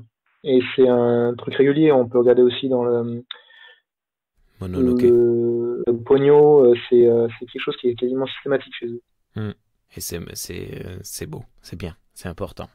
De toute façon, t'as ce côté-là, même les bains, ça a l'air de faire un peu côté industriel, quoi, entreprise. Au début, t'as Chihiro qui est là tout en bas derrière sous ces bains-là, où elle apporte du charbon un peu pour faire fonctionner une machine. Tout ce côté un peu industriel, où il y a beaucoup de feu, c'est sombre, c'est sous terre et tout ça. Je pense qu'il y a tout un lien qui est fait. Alors je sais pas, est-ce que ça veut montrer que justement, vu que la sorcière, elle a aussi quand même une volonté d'avoir de l'argent, de l'or et tout ça, elle regarde ses bijoux, ce qui a un côté chef d'entreprise et qui, derrière ce côté des bains, voilà, qui est montré, que Chihiro, elle se détache un peu de ça pour vraiment aller à l'essentiel, comme elle le dit au sans visage. C'est pas ce que je recherche. Je sais plus ce qu'elle lui dit exactement quand elle lui tend l'or, mais je crois qu'elle dit j'ai besoin de moins que ça, ou je sais plus trop. Je sais pas de ça que j'ai besoin, je crois qu'elle dit un truc comme ça. Ouais. Est-ce qu'elle parlait de l'amour, ou je sais pas. Bah, à ce stade-là, elle cherche à sauver ses parents, donc ouais, mais s'en fout un peu, quoi. Mais même ses parents, même pas, mais au final, tu te dis, même la bouffe, ouais, parce qu'au début, la bouffe, la nourriture, là, enfin, elle veut s'en servir pour soigner ses parents, mais elle est prête, pour sauver les autres, en fait, à l'utiliser pour ses amis, en fait, les gens qu'elle a rencontrés. Elle dit elle-même, c'était genre dédié à mes parents, mais je décide de vous sauver, vous aussi. Les bains, faut pas oublier que c'est un élément culturel au Japon. Je sais pas, est-ce que c'est vraiment vu comme quelque chose, comme une entreprise où elle va pouvoir tirer des bénéfices, ou est-ce que c'est vu comme le lieu, je vais dire presque social, que ça représente au Japon? Peut-être la purification aussi. Hein. Il y a aussi beaucoup de légendes japonaises autour des onsen hantés. Il y a peut-être tout simplement ça aussi, quitte à faire un lieu qui est hanté par des esprits, ça avait du sens d'en faire un onsen, quoi. Enfin, je sais pas si c'est vraiment un onsen, mais si, enfin, on est dans le genre de truc. Enfin, c'est pas la première fois que je vois des histoires comme ça avec un onsen où il y a des fantômes dedans ou des esprits, des trucs comme ça. J'ai vu ça dans plusieurs mangas, par exemple. Les Japonais aiment bien les fantômes. Ah ouais. D'ailleurs, en parlant de ça, je pensais très fort avant de me renseigner que toutes les créatures qu'on voit dans le film sont des créatures du folklore japonais, des yokai.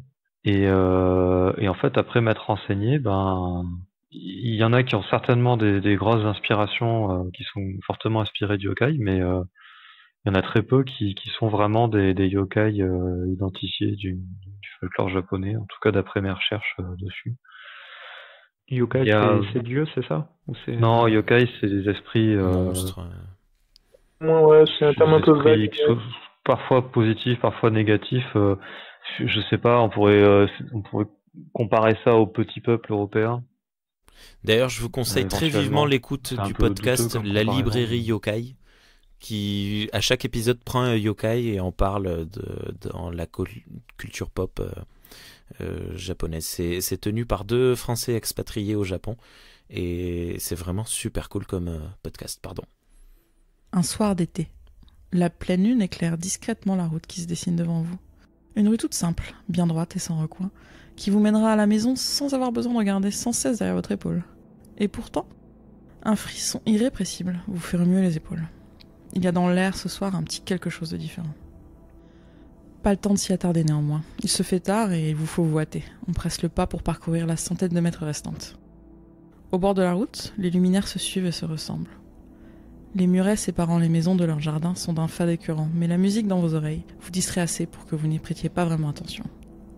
Le pas guilleret, vous suivez le tempo, tout en avançant, mais la sensation qui vous a pris au cœur plus tôt ne vous laisse pas.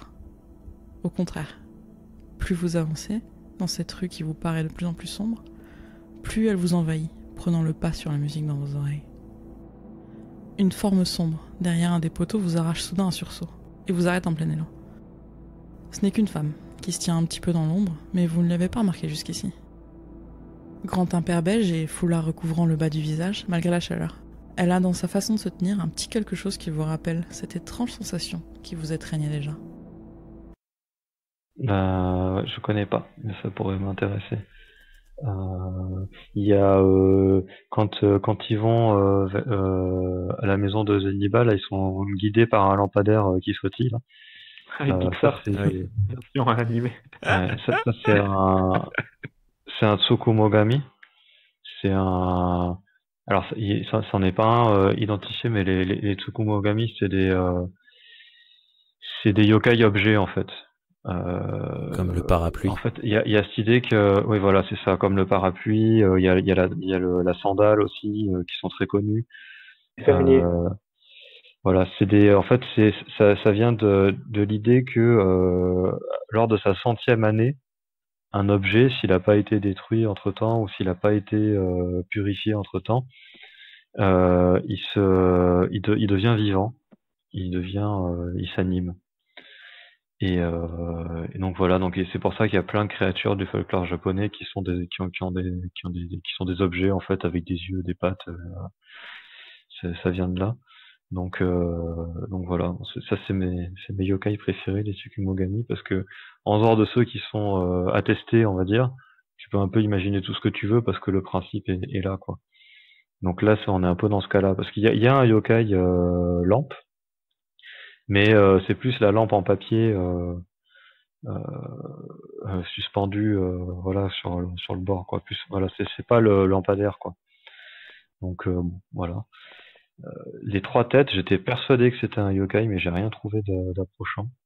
Enfin si, j'ai trouvé les Wanyudo, qui sont des têtes qui sont plantées dans les rayons d'une roue de chariot enflammée et qui roule. Mais ça reste quand même vachement éloigné du truc. Donc la plupart des créatures voilà, viennent pas du folklore, elles sont inventées. Alors il y a ces espèces de bestioles avec des cornes de cerf qui leur sortent de la bouche là, ça ressemble à des j'ai perdu le mot, des ogres japonais. Ils ont le haut du crâne rasé, on sait pas trop s'ils ont quelque chose dedans, ça fait un mélange avec les kappas peut-être, mais Des Oni. franchement j'ai pas. Oui c'est ça, des Oni, merci. Voilà, mais sinon j'ai beau chercher, j'ai trouvé vraiment très peu de liens avec les yokai ou même avec des kami connus, mis à part les dieux dragons des rivières. Sinon même la Yubaba, j'étais persuadé qu'il y avait parce que des yokai sorcières, il y en a plusieurs, j'ai cherché, j'ai pas trouvé, je trouve que finalement elle ressemble plus à Baba Yaga des contes russes, qui est parfois positif, parfois négatif, qu'à une sorcière de la culture japonaise. Oui, donc Kami, c'est au niveau du Japon, c'est c'est des sortes de représentations, par exemple de rivières, ce genre de choses, c'est ça? C'est pas forcément des dieux, mais ils représentent un lieu, un endroit, c'est ça, par une entité un peu? Non, je crois pas, parce qu'il y a des kami qui sont liés à la mort, par exemple, ou des choses comme ça. C'est plus déité, quoi, en fait, mais pas forcément. Ouais. C'est pas, justement, c'est pas forcément une personne, mais voilà, c'est déité au sens large, je pense. Donc ça serait plus ça, ouais. En France, on les voit souvent conduire des voitures qui transportent des gens, des taxis, Kamina Seri. Oh putain. Désolé. Il est parti trop loin, j'ai rien compris. L'acteur Samina Seri. Le bébé, il fait méga flipper. Si tu pars, je vais pleurer. Si je pleure, il y a Yubaba qui arrivera et après ça, elle te tuera. Mais si tu veux, je te casse le bras. Mais si tu veux, je te casse le bras. Ouais. Oui, voilà. Il est énorme ce passage. Au début, tu te dis, bon, il est juste capricieux, quoi. Mais non, en fait, non, c'est un gros sadique. Mais bon, tout finit bien pour lui. D'ailleurs, ça m'a fait flipper, ça m'a rappelé Akira. Il change radicalement quand, une fois qu'il a été transformé en hamster, il devient tout gentil, tout mignon. Bon, il a pas trop le choix en même temps, mais même il est joyeux, il sort, il est tout content, il s'amuse avec l'oiseau. L'oiseau aussi, il change radicalement, pas seulement d'apparence d'ailleurs. Ça, c'est marrant. Ouais, c'était assez cool, ce petit duo, l'oiseau et le bébé. Allez, il est quand même temps de parler du dragon. Parce que c'est une émission dragon, je le rappelle. Doc, qu'est-ce que tu penses du dragon dans, j'allais dire une bêtise, dans le voyage de Chihiro? Bah oui, c'est un truc très con, hein, mais moi, il m'a fait penser à une journée sans... Une histoire sans fin. Histoire sans fin, voilà, merci, je cherchais le... Ouais, mais c'est très vrai. Parce qu'en fait, le dragon dans l'histoire sans fin est très asiatico-orienté. Donc c'est un chien. Non, ça fait vachement penser au dragon chien, je trouve. Un caniche, quoi. Non, moi je trouve qu'Aku lui ressemble pas du tout, parce qu'il a pas du tout une tête de chien, quoi, vraiment. C'est vrai, tu trouves pas qu'il ressemble à un genre de chien ou de loup? Bah, autant Falcor, oui, autant Oui. Aku. Alors pour Aku, il a même le museau presque pointu. Bon, ouais, il a cette espèce de petit nez triangulaire là, ouais, je vois ce que vous voulez dire. Si tu as la minute, fais une petite recherche et regarde les loups dans Princesse Mononoke. C'est la même structure, les mêmes babines, la même manière d'être. Ah ouais, d'accord, ouais. Ouais. Enfin, j'ai trouvé. Je suis assez d'accord avec Doc. Matou, ils avaient plus de papier. Ils ont dû utiliser des vieux calques qu'ils avaient. Voilà. Ma Berlin. Matou, qu'est-ce que tu as pensé de ce dragon, toi? Purement esthétique, pareil. Je parle, vraiment. Purement esthétique, c'est pareil, j'ai pensé à la même chose que vous. Un côté moins occidental que ce qu'on a l'habitude de voir. Donc voilà, ça. Puis moi aussi, ça m'a fait penser à quelque chose de plus, tu sais, de moins lézard et de plus, tu vois, chien, tout ça. Donc voilà, à peu près la même chose que ce que tu as dit. Ce qui était super cool, c'était sa manière de se mouvoir. On dirait un serpentin dans le ciel, en fait, qui vole plus au gré du vent que au gré de ses décisions, de ses choix. Bon, notamment quand il est blessé et qu'il se bat contre les bonhommes de papier là, mais il me fait vraiment penser à ça, un serpentin accroché à un bâton là que tu secoues dans tous les sens. C'était vraiment cool. Il est tout en finesse, tout blanc, très beau, très fin. Et puis il y a une petite recherche dans le fait que ce soit le dragon de la rivière. Il est tout serpentueux, dans le sens où il ondule dans tous les sens. C'est très beau, n'est-ce pas? C'est jamais vulgaire. Comment? Ouais, c'est jamais vulgaire. Non, c'est jamais vulgaire. Je ne suis pas vulgaire, n'est-ce pas, Renaud? Non, c'est un escalier Je ne guignol répondrai pas. sur ondulé. Ouais. What else? Dites-moi, c'est le moment Question, de balancer. Oui. Doc, vu que tu as l'air pas mal quand même t'y connaître au niveau de la culture japonaise, justement le dragon, c'est plutôt représentatif de... quelle représentation ils en ont du dragon pour eux? C'est plutôt représentatif de quoi? Je t'avoue, je ne saurais pas te dire, d'autant plus que celui-là me laisse toujours un peu perplexe à cause de ses pattes, qui ressemblent vachement à des pattes d'oiseau.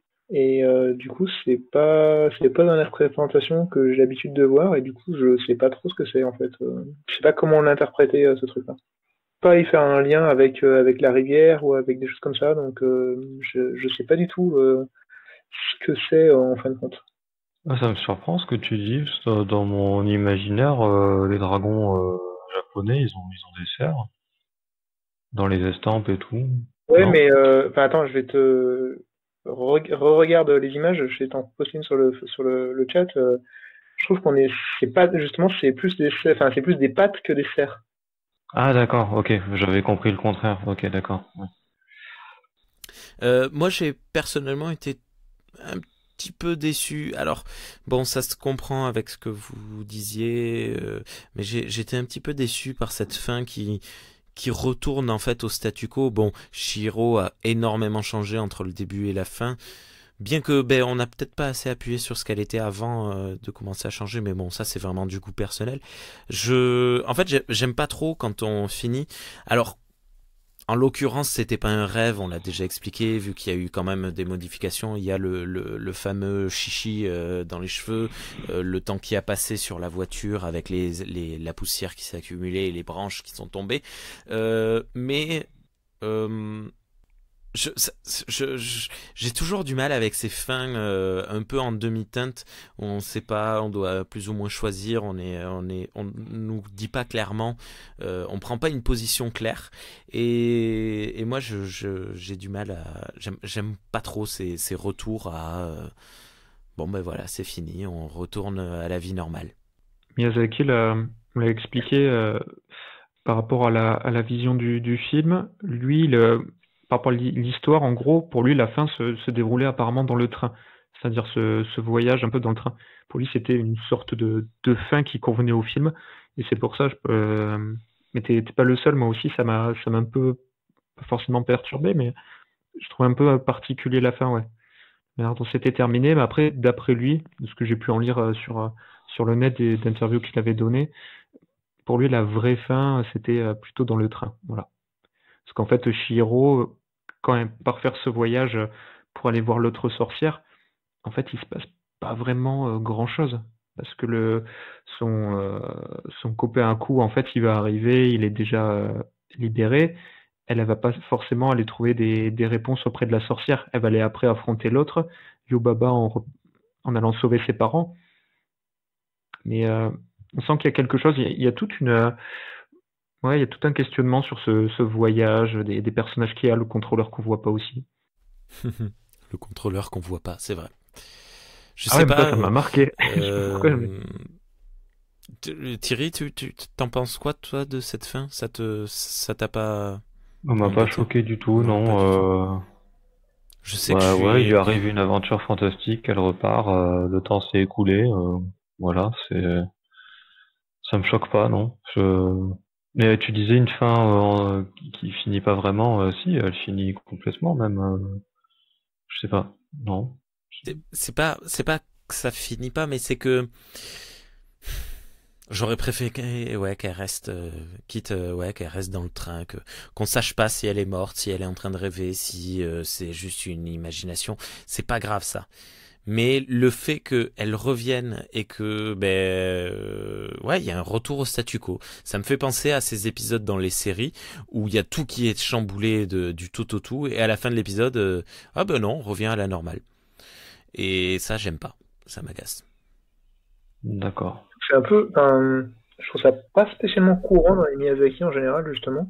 C'est vrai que c'est assez perturbant ce retour. Alors d'habitude il y a toujours une prééminence de la nature, c'est bien, il faut faire des efforts et tout ça, Et là, on nous montre plein de choses, mais à la fin, effectivement, tu as totalement raison. On revient à la situation initiale où elle entre à la maison, il y a ses parents, il y a tout qui va bien, et tout le reste est mis entre parenthèses, comme si ça n'avait pas existé.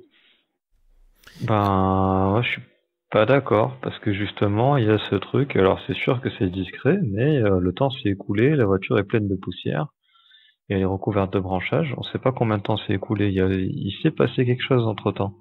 Je suis d'accord avec toi. Hein. Les y a un déménageurs changement. sont arrivés et ils attendent depuis Oui, la 3 jours. poussière. Ils sont morts. Non, je suis d'accord. Ben, pour que la poussière se soit accumulée dans la voiture au point que le père soit choqué en devant la portière, c'est qu'il s'est écoulé plus de temps que les 3 jours qu'il fallait aux déménageurs pour déménager la maison. Ils sont arrivés, ils ont attendu parce qu'ils avaient peut-être pas les clés. Ils sont Parce repartis. que, Raison sur le diffusion du temps. Hein. Mais sorti de cet élément-là, changer entre avant et après. Chihiro a changé. Non, je suis d'accord avec Thierry. Hein. Moi, j'ai vraiment l'impression que la situation... Enfin, c'est le seul moment où tu es totalement incarné dans le monde réel et que tu as une grammaire qui est beaucoup plus compréhensible dans la situation d'introduction et la situation finale. Pour moi, c'est tout simplement qu'elle est prête à affronter le changement. Elle a changé, elle accepte Oui, c'est ça. le déménagement, tout ça. Mais on l'amène dans une instabilité de départ. Et comme très souvent, tout ce qu'elle a fait vivre et tout fait que... Je sais pas, moi, je trouve Chihiro inquiète quand elle dans la situation de départ et je la trouve sereine dans la situation finale. Alors, C'est vrai. pas tout à fait. Alors, je dis ça, mais ça va pas dans mon sens. Mais parce que en fait, il y a un miroir justement au passage du tunnel entre la situation initiale et la situation finale, où Chihiro est aussi collé à sa mère et sa mère lui reproche aussi de l'empêcher de marcher à la traversée du tunnel. Mais elle a une... pas perdu un peu la mémoire. Mais après, bon, je sais pas. Sauf Après, que moi, je pour- trouve que c'est pas du tout pour les mêmes raisons. Moi, je l'ai interprété comme dans le premier qu'elle avait peur et dans le deuxième qu'elle était contente de retrouver sa mère. Ouais, c'est ce que je dirais pour sauver mon interprétation, mais bon. Mais je sais même parce que la mère n'a aucun souvenir, donc elle réagit de la même manière sans s'apercevoir que c'est pas la même raison. C'est-à-dire, si tu te mets à la place de Chihiro, tu vas penser ça. Si tu penses au niveau de la mère, tu te dis que c'est les deux situations qui sont les mêmes. Ouais, bah oui, il y a au moins le fait que quand elle y allait, elle savait pas sur quoi elle allait tomber, alors que quand elle sort, elle sait très bien ce qu'elle fuit en fait. Mhm. Enfin, fuit. Je sais pas si on peut dire qu'elle fuit, mais ce qu'elle quitte en tout cas, elle sait très bien ce qu'elle quitte. Après, tu sais, moi, ce truc qui m'amuse dans ce truc, c'est les parents qui, si tu veux, ils ont l'assurance de savoir à peu près dans le départ. Sauf qu'à la fin, entre la poussière, les branchages et tout, je veux dire, ils sont surpris, mais ils devraient être beaucoup plus surpris. Mais en fait, tu sais, il n'y a pas une inversion. C'est Chihiro qui détient les clés de ce qui s'est vraiment passé, de ce qu'il y a, alors que eux subissent. Je veux dire, tu vas me dire, faudrait te poser quelques petites questions, messieurs, dames, hein, quand même. La poussière, les branchages, tout ça, enfin, tu vois. Mais c'est assez vite évacué. Il y a rien, à part le chouchou dans ses cheveux, dans son expression, qui laisse penser qu'elle se souvient. si. Parce que je me souviens, là, je t'avoue que je me souviens. Mais si tu veux, c'est le moment où tu sais, comme dans l'intro, sans trop de dialogue, par un élément plastique, on raconte une histoire, et le chou un cheveu, c'est exactement la même chose. C'est-à-dire, c'est pas un dialogue, c'est pas, tu vois, c'est juste un élément de mise en scène qui, Ouais. toi, te fait comprendre ce qu'il y a à comprendre sans avoir besoin de le dire. On te le montre sans te le dire. Ouais, parce que c'est très bien mis en avant. Après, c'est pas tant cette toute fin qui me dérangeait, c'était comment très rapidement, en fait, elle revient voir Yubaba. Et là, on a ce face-à-face. Elle est sûre d'elle. Bon, normal, voilà, par rapport à cette évolution du personnage. Et très rapidement, en fait, on voit quasiment même pas le retour avec ses parents. En fait, c'est cette transition-là, voilà. C'est vraiment, hop, quand elle revient de son voyage, elle sait que ses parents font pas partie des porcs qui sont présents en face d'elle. Elle est sauvée, elle rentre. Hop, après, tu as cette fin-là qui arrive, oui, à la sortie du tunnel, qui là, enfin, je suis d'accord avec vous, qui est très très bien. Mais moi, c'était juste, voilà, celle d'avant, ouais. Ce côté affrontement pour une dernière fois avec Yubaba, j'ai trouvé peut-être un peu vite expédié, voilà. Ah ouais. Ok. Ouais, moi ça m'a pas choqué. Bon, moi j'ai adoré Zeniba. Je l'ai vraiment trouvé trop cool ce personnage. La C'est sœur qui de Zeniba? Yubaba. C'est la deuxième sœur? La sœur de Yubaba, La ouais. deuxième sorcière, pardon. Ouais. D'accord. Pourtant, elle est Ah pas ouais, hyper développée. elle est... Bah, non, mais le peu qu'on en voit, elle a ce côté à la fois totalement impitoyable et très compatissant. Parce que bon, je veux dire, à coup, il revient blessé, limite mourant de son cambriolage, mais dès qu'elle est avec Chihiro, elle est toute gentille, elle est accueillante, elle l'aide, elle a ce côté même très euh, euh, comment Yoda. quand elle est dans le château, enfin dans le château, n'importe quoi, dans l'onsen de sa sœur, elle a ce côté un peu désinvolte où elle dit ah bah tiens vous je vous transforme comme ça mais sans méchanceté quoi, plus parce que presque ça l'amuse ou ça la débarrasse. Même elle dit d'ailleurs tiens je suis rentrée grâce à toi, je m'amuse bien quand elle s'était transformée en papier. Et non, elle a un côté très positif et en même temps très puissant, très fort et qui se laisse pas marcher sur les pieds quoi. Et non, je sais pas. Ouais, j'ai beaucoup accroché à ce personnage. C'est gentil, grand-mère. Renaud, tu disais très Yoda, c'est parce qu'elle fait de la soupe, c'est ça? Mais elle a un pouvoir puissant et pourtant elle va tricoter manuellement, voilà, faire travailler un peu tout le monde alors qu'elle a des très forts pouvoirs, mais elle l'utilise pas pour de la facilité, quoi. Voilà, elle préfère utiliser l'essentiel, le manuel, alors que sa sœur est plutôt sur l'argent, le fait de se transformer, guetter un peu tout le monde. Voilà, il y a ce côté-là plus terre à terre en fait.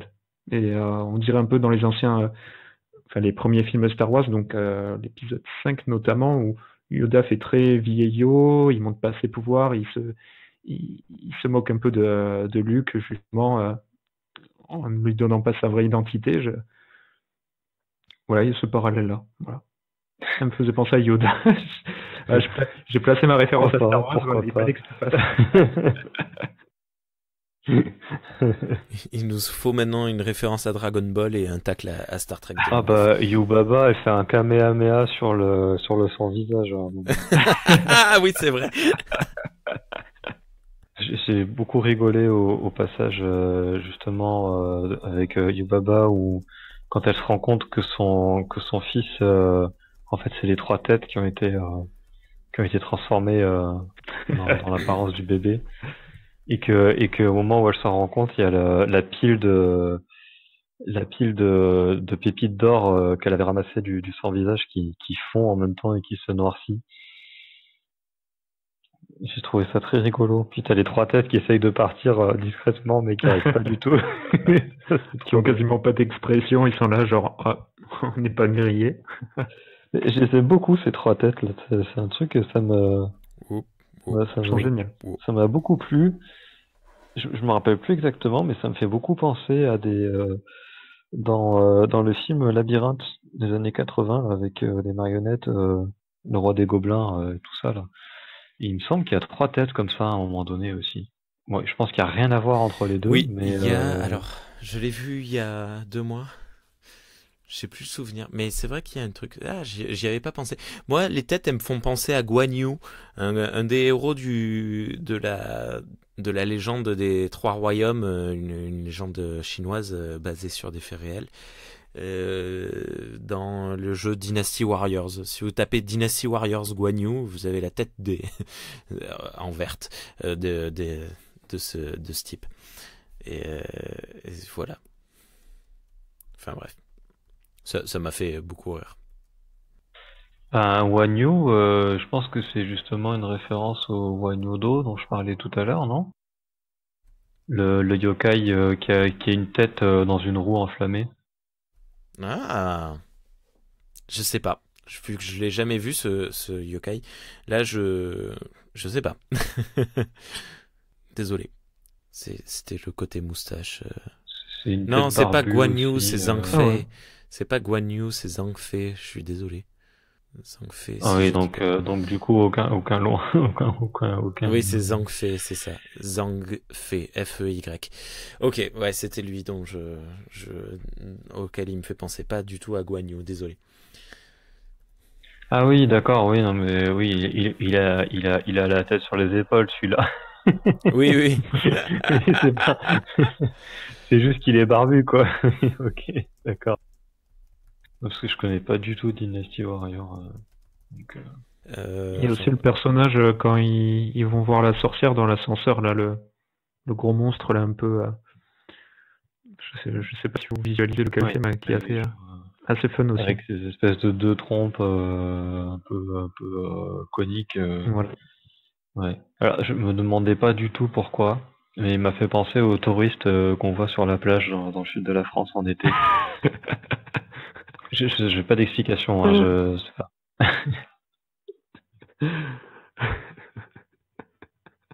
Pas mal. N'importe quoi. Non, mais c'est pas du tout réfléchi, hein, c'est même pas une blague, je sais pas pourquoi il me fait penser à ça, j'ai aucune raison. Hein, voilà. Ok. Écoutez, quand on en est à parler des touristes dans le sud de la France sur la plage, je pense qu'il est temps d'approcher de la fin. On va faire un dernier petit tour de table en une petite phrase conclusive sur le film Le Voyage de Chihiro, avant de passer au fameux tirage au sort pour la prochaine émission. Matou, une petite dernière phrase sur Le Voyage de Chihiro. Le Voyage de Chihiro. Tu n'es pas mon préféré. Je sais quand même. Non. Voyage de Chihiro, vous avez 4 heures. 4 heures minimum. Hein. Non, Si 4 heures pour pondre une copie d'analyse. Merci. Si on peut en faire un on peu ramasse plus. et on note. Ouais. Ok. Renaud. Oui. Non. C'était court comme conclusion. En fait, l'idée que j'avais, c'était de vous faire parler le temps que j'écrive les noms sur les petits bouts de papier, que je fasse mes petites boulettes, que je prépare mon truc. Merci tous les deux là. Vous avez 4 heures et l'autre. Oui, merci. Vous m'aidez vachement là.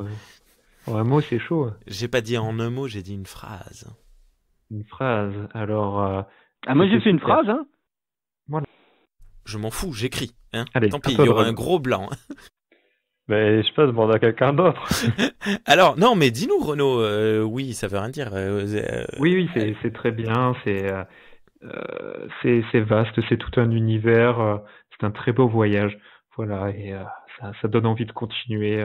Voilà, il faut bouffer de l'animation japonaise, c'est riche, c'est toute une culture, c'est tout un univers à découvrir.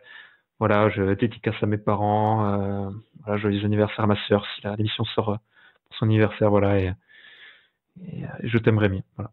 Mais non, pas du tout. C'est celle sur le dragon du lac de feu qui sort le jour de son anniversaire. Oh, mais c'était un chouette anniversaire et ouais, je suis désolé pour. Mais il a raison, Renaud. Hein. Et on le dédicace à Charles pour lui dire que l'animation japonaise ne se limite pas à Dragon Ball Z. Il y a d'autres dragons partout dans l'univers. Et bon, t'as donné beaucoup de temps encore? C'est pour écrire de papier, quoi. Je suis prêt. Non, mais vous me faites chier, hein, sérieusement. Oui, ça y est, je suis prêt. Donc, tu peux dire ce que tu veux. Je trouve que c'est pour moi le plus difficile à aborder du studio. Pour tout ce qu'on a dit, pour toutes ces références. Ça en reste pas moins quelque chose qui a eu beaucoup de succès, même si j'ai un peu de mal à comprendre pourquoi. En France, après, si je dis pas de bêtises, après Mononoke, et ça avait fait un bon score au box-office, et pourtant avec quelque chose de très, très peu accessible. Et du coup, continuez à regarder du Ghibli si vous connaissez pas. Il y en a, je sais pas, une vingtaine, 25, un truc comme ça. Donc il y en a un peu pour tous les goûts. Trouvez le vôtre et vous verrez qu'il y a des bonnes choses à voir. Je me souviens d'une très très grosse présence médiatique quand il est sorti. Il y avait des affiches partout et on en parlait dans la télé. Non, mais ça c'était la pourquoi? Alors vous parlez pas tous les deux en même temps. Doc, tu disais quoi? Et justement, pourquoi autant de battage sur je pense Je pensais, je sais pas, j'ai pas la vérité, mais je pense que Mononoke a fait des résultats positifs surprise. Personne ne devait s'y attendre et ça a particulièrement bien marché. Je sais pas. Et puis les VHS de Totoro ont très très bien fonctionné, donc je sais pas. Peut-être que tout est arrivé au bon moment. Et Matou, tu disais quoi quand je t'ai coupé? Ah ben, il boude. Ok. Allez, on va tirer au sort? Et moi? Je t'ai pas demandé? Ah pardon, je suis désolé, mon petit Thierry. Vas-y, dis-nous tout. Une petite phrase conclusive. Désolé. C'est pas comme si j'avais des trucs importants à dire, mais bon. Enfin non, ce qui est pas le cas, hein, vraiment. C'est pas ironique. Moi j'aime beaucoup le côté foisonnant et féerique du film, les ruptures de ton qu'il y a, les changements d'ambiance aussi. Et puis voilà, j'aime énormément Haku, j'ai envie de lui faire des câlins, qu'il soit sous sa forme de dragon ou sous sa forme d'homme. Même avec ses yeux très bizarres, il fait un peu peur, hein. Il ressemble à un chat en humain. Non, j'ai envie de lui faire des câlins. D'accord, très bien, très bien. C'est cool. Mais écoutez, allez, on fait le tirage au sort. Quelqu'un fait le bruit?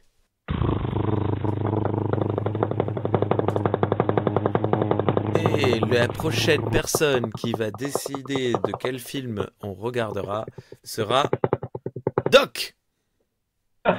Bravo. Et voilà. Souffrir. Est-ce que tu as déjà fait ton choix ou on en parlera plus tard? Je vais me laisser le temps de réfléchir avec de le mûrir. Ou pas. Ça marche. Alors je modifie ça sur mon agenda. Je ne sais pas, la date a déjà été posée, mais je ne sais plus quand. Là, dans 2 semaines, je me tourne vers nos auditeurs et auditrices. Dans 2 semaines, vous pourrez écouter l'émission des Super Sentai, partie 3/3. Pauline a promis de revenir sur les années 2010, si je ne dis pas de bêtises, Thierry. Je sais pas. Voilà. Merci Thierry. Merci beaucoup pour ton professionnalisme. Doc, tu seras de la partie à nouveau? Oui, je vais essayer en tout cas. Peut-être. Sinon, Rendez-vous dans 2 semaines. D'ici là, portez-vous bien. Bonne soirée Renaud. Bonne soirée Rémi. Bonne soirée à toutes et à tous. Bonne soirée Doc. Bonne soirée. Bonne soirée Thierry. Bonne soirée. Bonne soirée Matou. Bonne soirée. Bonne soirée tout le monde.